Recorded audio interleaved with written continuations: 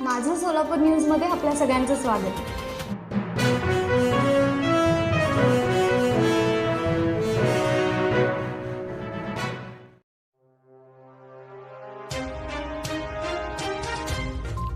सोलापूर येथे भाजपाची पश्चिम महाराष्ट्र विभागाची संघटनात्मक बैठक संपन्न.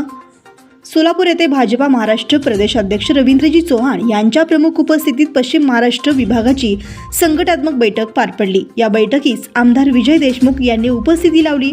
यावेळी संघटनात्मक कार्याचा आढावा घेण्यात आला व तसेच विविध विषयांवर सविस्तर चर्चा करून पश्चिम महाराष्ट्रात भाजपा परिवाराची विचारधारा आणि जनसेवेचे कार्य अधिक प्रभावीपणे जनतेपर्यंत पोहोचवण्यासाठी पदाधिकारी आणि कार्यकर्त्यांनी समर्पित भावनेने कार्य करण्याबाबत मार्गदर्शन करण्यात आले.